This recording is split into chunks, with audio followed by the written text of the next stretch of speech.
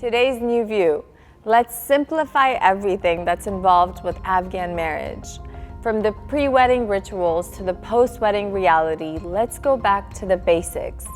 Okay, let's start with the pre-wedding stuff first. How many fights have Afghan couples gotten into when it comes to this stuff? Were you one of them? Come on, be honest. Of course, dealing with pre-wedding rituals is difficult for couples all over the world, but Afghan rituals create added stress because there can be so many of them, and they're often not only exhausting, but costly. How many of us go through all of them, simply not to offend our family or our partner's family, or both? I was definitely one of them. Let's take a step back. In the Afghanistan of our grandparents' generation, the engagement party was thrown because the man and woman didn't really know each other. It might have been their first meeting or their family's public ceremony that showed the community that these two people were coming together. Do we really need to do that in this day and age when the couple has probably already gotten to know each other through dating?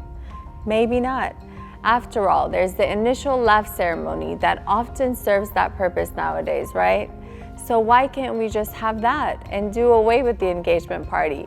Wouldn't that allow more breathing room for the couple to plan a simple but meaningful wedding? And are the day after or night before wedding parties really needed anymore? First of all, many people become exhausted by back-to-back nights of partying. And why waste all of that money that can be saved for the honeymoon or building a home together? And let's remember that you don't have to invite the entire world to your wedding. Thanks in part to the impact of the pandemic, Afghans have become more comfortable with smaller weddings, and I am all for it. My point is, we're bogged down by old formalities that are in desperate need of re-examinations. There are some unnecessary traditions that are no longer rich in meaning. They're just costly in price. Now, I know the real challenges start after the I do's, when the couple moves past the wedding and heads into the marriage. Then real life hits like a ton of bricks. That was certainly the case for me. Marriages across the board are facing increasing challenges and threats, no matter the country or culture. But Afghan marriages can be tougher due to heavier burdens of family obligations and traditional expectations that were easier to uphold in the Afghanistan of a completely different era. Nowadays, have you heard complaints thrown at the wife or husband like, why doesn't she cook? Why don't they come over more often?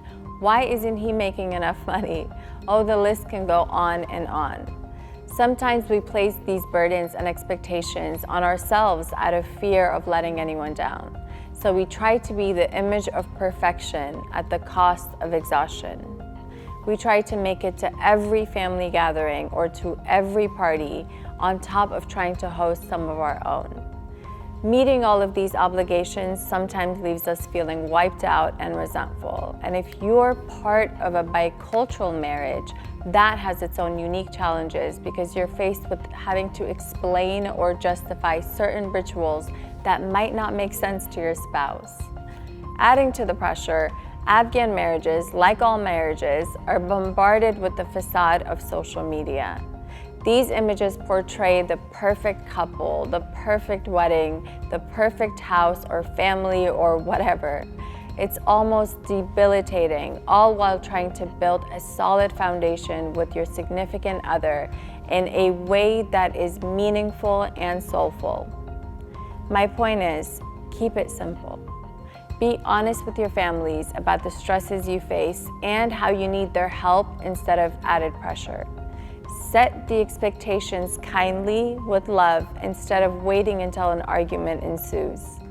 If we don't get back to the basics with our wedding rituals and marriage expectations, we could risk facing serious consequences to our mental health that could take years to recover from. In the process, we'll grow resentful towards our culture, families, and heritage, each of which has a lot of richness to offer, despite some of the burdens. Afghan wedding traditions and marriage obligations don't need to disappear.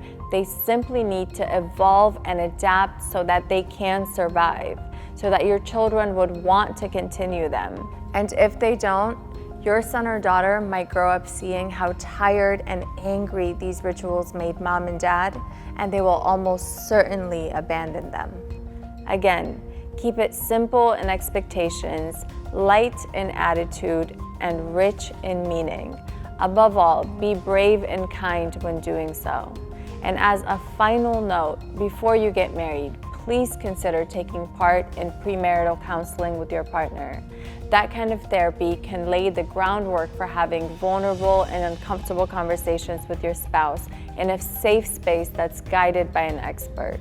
Remember, every individual comes with their own unique experiences, challenges, beliefs, traumas, and family dynamics. We are all beautifully complex people, and we're fortunate enough to be living in a new era that offers resources to help us better understand these complexities. Don't be afraid to take advantage of them. Well, I hope we challenged some boundaries and comfort zones in your household today. A sincere thanks to you and to our wonderful panelists for joining us. I am your host, Naeed Jahed for Tuti. Khuda Hafiz for now.